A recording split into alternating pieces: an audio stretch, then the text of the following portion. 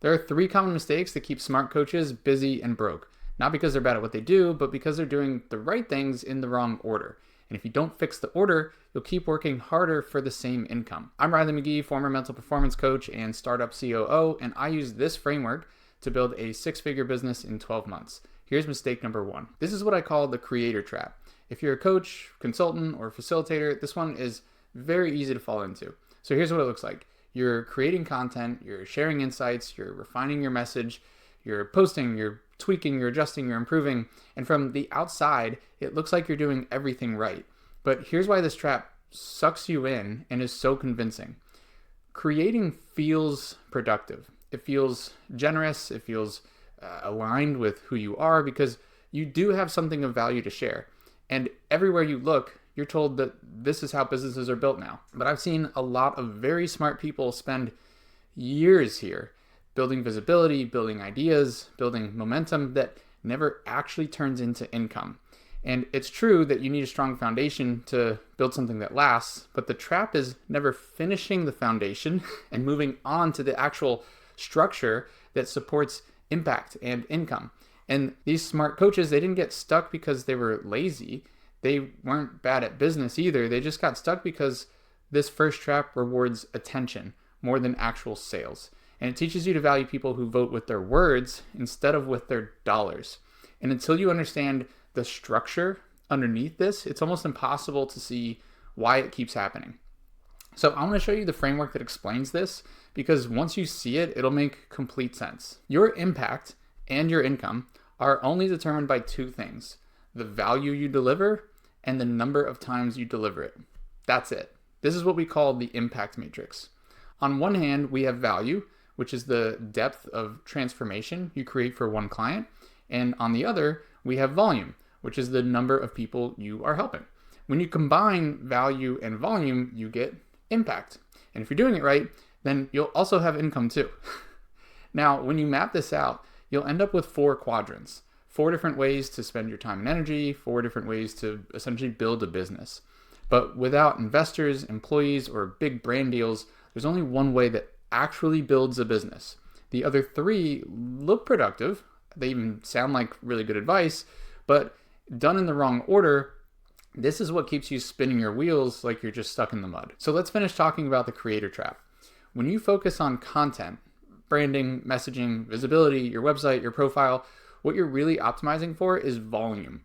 More posts, more reach, more impressions, but early on, the value side of the equation is still unclear. You don't know yet which problem people actually pay to solve, what outcomes they value the most, or how to talk about your work in a way that actually converts. So what's happening here is you increase volume around something that hasn't been validated yet. And validation comes from dollars, not just words. That's why you can have engagement and still feel stuck.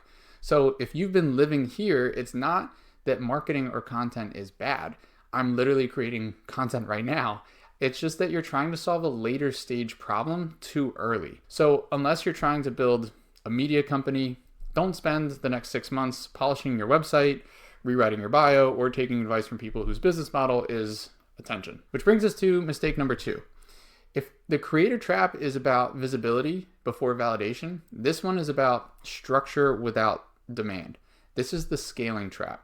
This trap usually catches people who are smart, capable, and trying to do things the right way.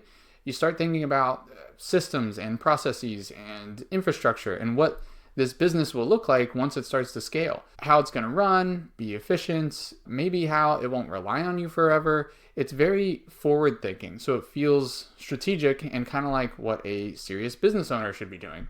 But for solopreneurs, this is actually a massive waste of resources. You're designing systems for clients that you don't have. You're thinking about hiring before there's consistent demand. You're trying to make things efficient before they're effective. It's kind of like starting your car and trying to jump straight into 4th gear because it's technically more fuel efficient, but what happens is you stall out because there wasn't enough momentum yet and you wind up having to just start over, which is even less efficient. So I have a personal relationship with this trap because I spent years as an operations consultant building systems for founders, speakers, CEOs, And because of that, I've seen what real scale actually requires. But I was designing systems that could support 7 figures and beyond before focusing on how to reliably reach the first 7 figures. So my lesson there was that you can't systemize your way out of not selling. Structure doesn't create the demand, it only helps to satisfy it. And if there's not a ton of demand yet, structure is really just like the illusion of progress. This is where imposter syndrome sneaks in. So you tell yourself you're not ready yet, or you just need more clarity, or one more process, or one more tool, because designing feels safer than selling. But clarity doesn't come from planning, it comes from contact with the market.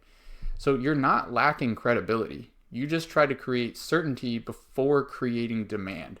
And this is exactly why we built Network and Sell the way we did, not as another system or unproven framework, but as a way to help experienced professionals prove demand first before worrying about scale. If you want help proving demand first, there's a free trial link in the description below. And that brings us to mistake number 3. This trap usually catches people who genuinely care about quality. This is the perfectionist trap. You want to do good work, you want to deliver real results, you don't want to put something half-baked into the world. So you keep refining the work. You tweak the positioning, you rewrite the curriculum, you polish the framework. You tell yourself it just needs a little bit more time. And on the surface, this looks responsible. It looks professional. It looks like craftsmanship. It shows how much you really care. But what's actually happening here, perfection becomes a crutch. Because as long as you're refining, you don't have to ask anyone to buy. And you don't have to test pricing. You don't have to hear no. You don't have to confront whether this solves a problem someone actually values. Again, with dollars, not just words. So the work stays behind closed doors. The feedback comes from your own head or from friends or from peers who are being supportive, but not exactly helpful. And that creates this loop. You build, you adjust, you rebuild, you readjust, but nothing is proven. And the truth is your offer doesn't need to be perfect. It needs to be priced and pitched, because the market is going to give you better feedback than your notebook ever will. And until someone exchanges money for what you do, you don't really know what matters most, what's unnecessary, or what's actually worth improving. Perfection might feel like progress, but early on, it's actually preventing you from finding the truth. And the truth can hurt, but it hurts a lot less than never launching. So if this is your trap, you probably have high standards, but your standards aren't the problem. Believe me, it's just the order of actions that you're taking. Whether it's marketing first, operations first, product first, this pattern should be clear. They're all avoiding the same thing, which brings us to the only quadrant of the impact matrix that actually creates clarity when you're building a new product or service, and that's sales. This is the quadrant everyone tries to avoid, but it's the one that actually creates clarity, income, and impact. And I want to be very clear about what I mean by sales here. It's not pressure or manipulation or convincing people to buy something that they don't want or need. Sales is proof. It's the fastest way to find out if what you're doing actually matters to someone else. Until someone exchanges money for your work, everything else is a guess. No matter what gurus, influencers, or ChatGPT tells you, you don't really know who your best client is, which problem they care most about, what language resonates, or whether this can reliably replace your income. Sales answers all of that fast. That's why this quadrant works no matter where you're starting from. It's not always glamorous or sexy or scalable, but it gives you truth. And when you start in the sales quadrant, you're not ignoring the rest of the business. You're just running a smaller, tighter version of it. Inside of sales, there's a micro version of everything else. You're getting clear on one specific person you can help, one clear problem you can solve, one outcome you can deliver. But by keeping your focus here, you're avoiding all the other mistakes. You're having conversations, you're making offers, you're seeing what lands and what doesn't. And from all of that, a real offer starts to take shape. Not a perfect one, but a proven one. Marketing becomes easier because you know what to say. Your product or service improves because you know what actually matters. And operations stays simple because there's no unnecessary moving pieces yet. This is why sales first isn't aggressive, it's responsible, and it's actually what's best for you and the client. It respects your time, it respects your energy, and it reflects reality. So once you have the proof, even a small amount of it, everything else compounds faster with way less friction. And this is where your focus actually builds momentum. It's the only place where confidence, clarity, and income all come together when you're a solopreneur. And this is exactly where Network and Sell exists. That's the program and community that we built around helping coaches, facilitators, and consultants with a very simple focus. One person you help, one problem you solve, one outcome you deliver, one channel for conversations, and one simple sales system. That's it. There's no funnels or automation rabbit holes or content grind. It's just enough structure to prove demand without overbuilding. Because at this stage, the goal isn't scale. The goal is signal. Signal that someone will pay, signal that the problem is real, signal that your idea can work outside of your own head. And once you have that proof, everything else becomes easier. Your messaging sharpens, your delivery improves, your confidence grows, not because you just hyped yourself up, but because the market gave you valuable feedback. And that's why we start here.